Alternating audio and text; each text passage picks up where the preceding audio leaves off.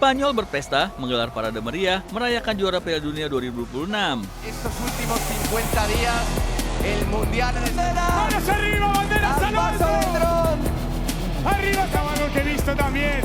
¡Banderas arriba! Sehari setelah menentukan Argentina di partai final, skuad La Furia Roja disambut bak pahlawan saat kembali ke tanah air.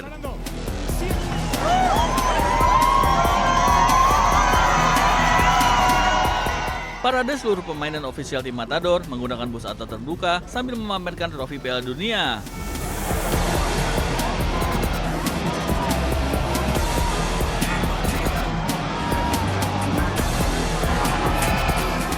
Sepanjang parade, para pemain tak henti-hentinya melambaikan tangan, mengabadikan momen dengan telepon genggam dan berbagi kebahagiaan bersama para pendukung.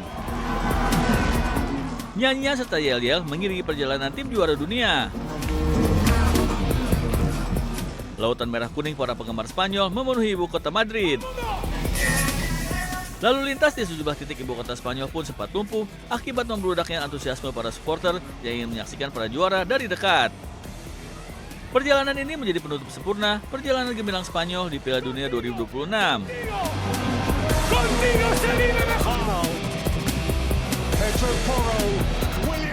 Tim asuhan Luis de la Fuente sukses menaklukkan Argentina lewat gol tunggal Ferran Torres di final, sekaligus mengantarkan La Furia Roja meraih gelar Piala Dunia kedua dalam sejarah setelah penantian selama 16 tahun.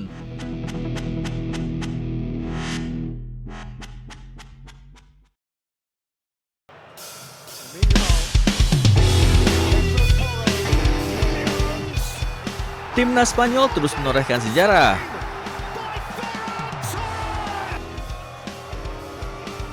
Dua tahun setelah menjadi juara Eropa 2024 di Berlin, La Furia Roja kembali berdiri di puncak dunia dengan mengalahkan Argentina 1 gol tanpa balas pada final Piala Dunia 2026 di New Jersey.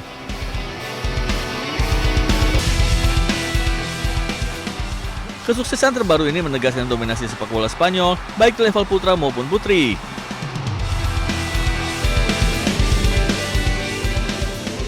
La Furia Roja menjadi negara pertama yang secara bersamaan menyandang status juara dunia putra dan putri setelah tim putri lebih dulu menaklukkan Inggris pada final Piala Dunia 2023 di Sydney. Kali emas Olimpiade Paris 2024.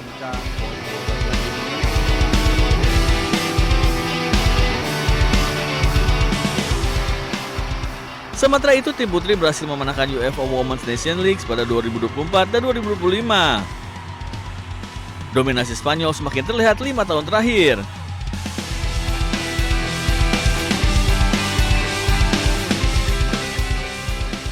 Dalam periode tersebut mereka berhasil meraih 16 gelar dunia dan Eropa, mulai dari level usia di bawah 17 tahun hingga timnas senior. Spanyol berhasil menjaga konsistensi dalam pembinaan pemain di semua jenjang. La Furia Roja sekali lagi membuktikan diri sebagai salah satu dinasti terbesar dalam sejarah sepak bola dunia.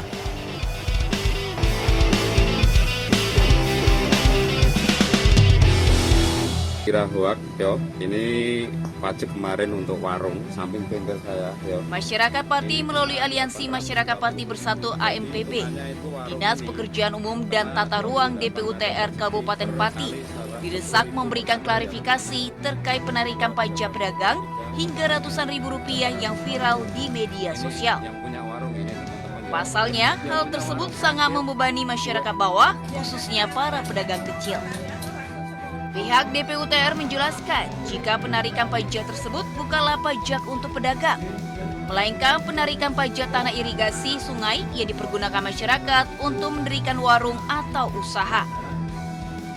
DPUTR juga menyatakan jika pemilik warung sebelumnya sudah mengajukan izin atas pendirian bangunan semi permanen dan sudah diberitahukan sosialisasi terhadap penarikan retribusi pajak 1 bulan sebelumnya. Sebetulnya kalau itu dikatakan tidak ada sosialisasi 1 bulan sebelumnya sudah disampaikan gitu, teman-teman semua. Jadi karena yang bersangkutan juga ke sini dan sudah mengajukan surat ini, kita buatkan juga untuk dengan lokasi, ada dengan lokasi juga.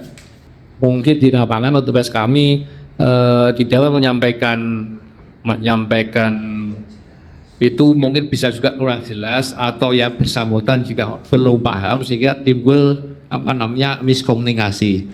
Jadi maksudnya itu sebetulnya adalah retribusi perizinan penggunaan tanah aset PUDA, ujungnya jadi pajak warung, terus itu berubah pesan rekening, pajak warung.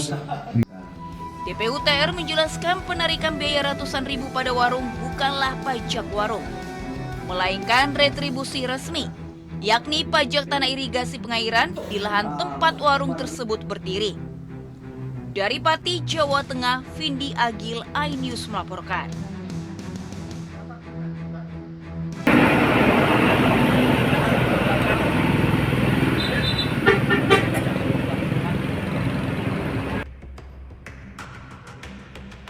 Dibantu warga, petugas berupaya mengevakuasi sopir truk tangki pengangkut minyak sawit yang tewas terjepit usai bertabrakan dengan 3 kendaraan lain di Jalan Wonosobo, Parakan, Wonosobo. Peristiwa bermula saat truk tangki melaju dari arah Parakan menuju Wonosobo, melintasi jalan lurus dan menurun. Pengemudi diduga tidak dapat menguasai laju kendaraan hingga menabrak truk di depannya. Menghantam mobil pikap dan minibus Mobilio, truk tangki terperosok ke dalam selokan. Dan sementara hasil olah TKP, kejadian ini searah ya. Jadi posisi truk tangki minyak ini dari arah Temanggung menuju Wonosobo dan menabrak secara beruntun 3 kendaraan lainnya yang tadi. Akibat benturan keras, sopir truk tangki warga Semarang tewas di lokasi. Sementara 3 korban luka lainnya saat ini masih dalam perawatan intensif di rumah sakit. Arus lalu lintas sempat macet selama proses evakuasi berlangsung. Dari Wonosobo, Jawa Tengah, Didik Dono Hartono, iNews melaporkan.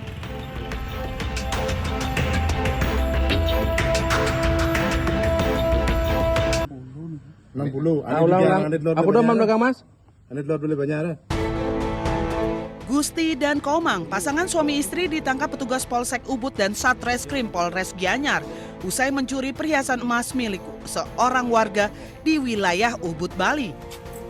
Emas yang dicuri para pelaku ditaksir bernilai lebih dari 90 juta rupiah. Hasil penjualan emas digunakan untuk melunasi hutang, membiayai kebutuhan hidup sehari-hari, serta membayar perawatan wajah berupa operasi plastik hidung yang dijalani pelaku wanita. Modus kedua pelaku mendatangi rumah calon korban dengan berpura-pura menanyakan lokasi klinik kecantikan atau tempat perawatan kuku.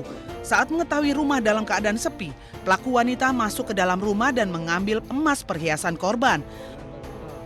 Sementara si suami berjaga di luar rumah sekaligus memantau situasi. Suaminya menunggu di depan rumah dan istrinya masuk ke dalam rumah berpura-pura masuk menanyakan apakah di tempat itu ada salon maupun ada tempat-tempat nail. Jadi apabila tempat itu kosong dia memanfaatkan situasi. Kalau situasi kosong dia mengambil barang-barang penting korban seperti emas. Atas perbuatannya kedua pelaku terancam hukuman 7 tahun penjara. Dari Gianyar, Bali, Ketut Catur Kusumaningrat, iNews melaporkan.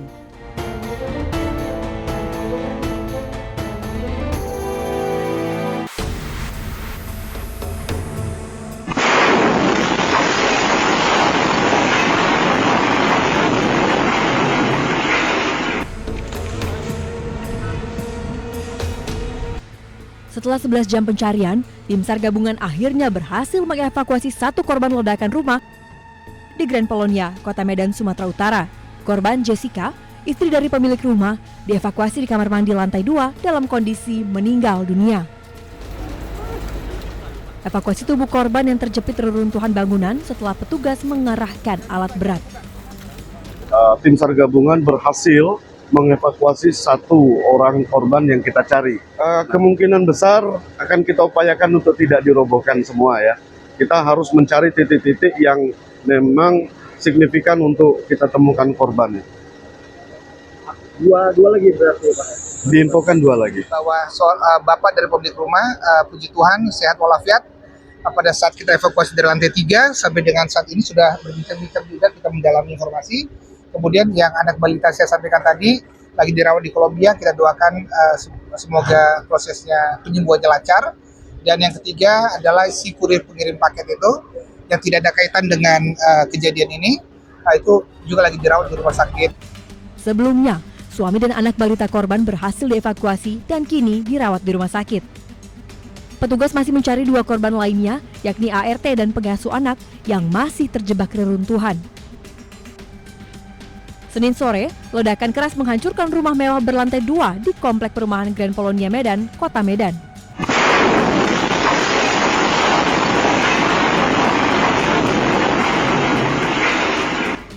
Ledakan terjadi saat sejumlah pekerja sedang merenovasi bangunan.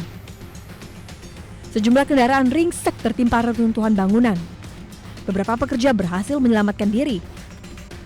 Kecampaknya enggak bang, saya begitu langsung ada suara gitu langsung lari kami 6 orang. Itu serpian kaca dari sana tembak kemari. Pastinya di dalam itu ada sekitar 4 orang pembantu. Masih di dalam. Selain mencari 2 korban yang masih tertimbun, polisi masih menyelidiki penyebab pasti ledakan. Tim Liputan iNews melaporkan.